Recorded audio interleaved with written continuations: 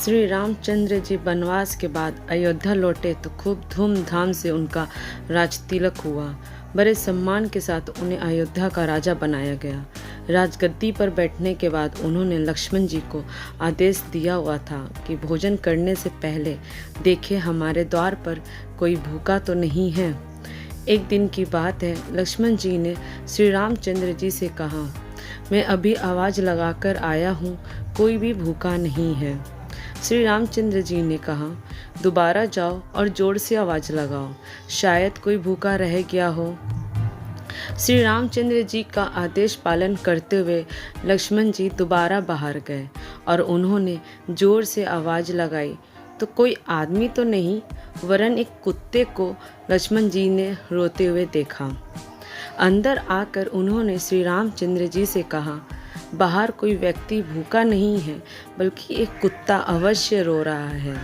श्री रामचंद्र जी ने उस कुत्ते को अंदर बुलाया और कुत्ते से पूछा, तुम रो क्यों रहे हो? कुत्ते ने कहा, एक ब्राह्मण ने मुझे डंडा मारा है। श्री रामचंद्र जी ने ब्राह्मण को बुलवाया और उससे पूछा, क्या यह कुत्ता सही बोल रहा है? ब्राह्मण ने कहा, हाँ, ये मेरे रास्ते में सो रहा था, इसलिए मैंने इसे डंडा मारा है। ये कुत्ते जहाँ तहाँ लेट जाते हैं, इन्हें डंडे से ही मारना चाहिए। श्री रामचंद्र जी समझ गए कि ब्राह्मण की ही गलती है, परंतु ब्राह्मण को क्या कहें। सो उन्होंने कुत्ते को पूछा, ब्राह्मण ने तुम्हें डंडा मारा तो तुम क्या चाहते हो? कुत्ते ने कहा, भगवान, इसे मठाधीश बना दी जाए।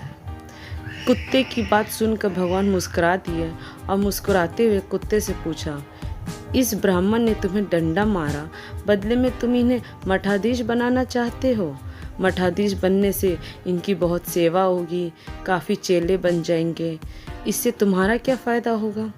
कुत्ता बोला, मैं भी मठाधीश था, मुझसे कुछ गलत काम हुआ, आज मैं कुत्ते की योनि में हूँ और लोगों के डंडे खा रहा हूँ। ये भी मठाधीश बनेगा, फिर कुत्ते की योनि में जाएगा, फिर लोगों के डंडे खाएगा, तो इसकी सज़ा भी पूरी हो जाएगी।